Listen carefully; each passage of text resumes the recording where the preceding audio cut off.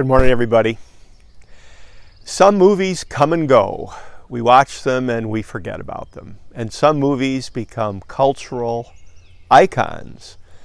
Well, it was on this date in 1977, May 25, that a movie came out that would become a cultural icon. And that movie was Star Wars.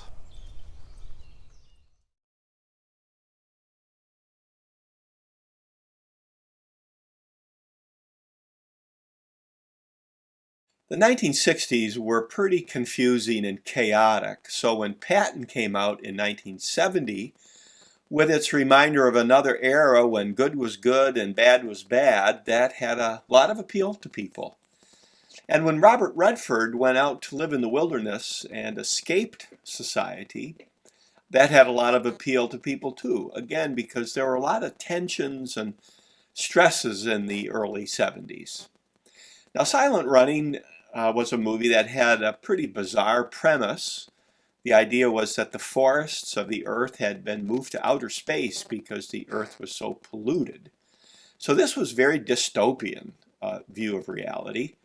And Soylent Green, which came out in 1973, had the premise that in the future overpopulation was so bad that we were now recycling corpses for food. So really, really negative. And in All the President's Men, we're reminded of the Watergate affair. So I think part of the appeal of Star Wars is that it offered a view of reality which was quite positive, which was quite different than some of these movies. Now here's George Lucas, film student at USC.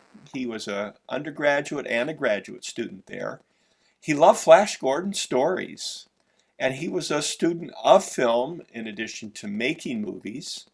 And he got to know Steven Spielberg and Francis Ford Coppola while he was a student there. So one of his first movies was THX 1138, which assumes in the future we will not have names anymore, but just numbers. And in this movie, there's a little revolt against the powers that be. And this movie, also by Lucas, American Graffiti, was an ode to teenagers and to rock and roll and burger joints and drive-thrus. So no one could have predicted Star Wars, I think, based on Lucas's earlier work. Now, there had been movies with robots or robotic creatures like this one, Metropolis, a German movie from 1927. This is considered a real masterpiece in the history of film.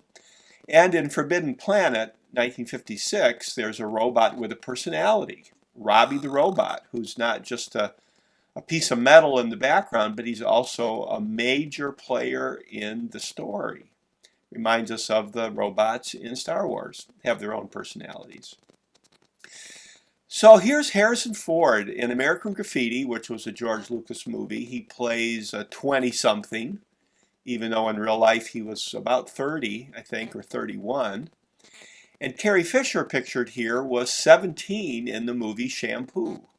So people who had seen that movie maybe remembered who she was. She'd kicked around a little bit. She'd actually done a little bit on Broadway, but it was Star Wars, of course, that made her a star. And Mark Hamill had been in soaps like General Hospital, or primetime shows like The Partridge Family or The Cosby Show. And a friend recommended he try out for Star Wars, which he did.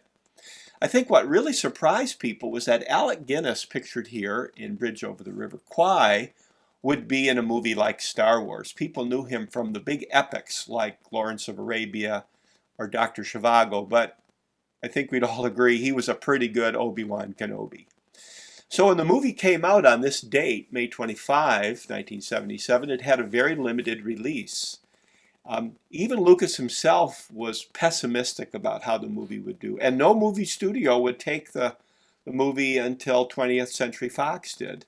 So the fact that it was such a big hit was a real surprise. And I think we'd all agree part of the appeal of Star Wars is the penultimate battle between Darth and Obi-Wan, where good triumphs, and people liked that clarity of good conquering evil.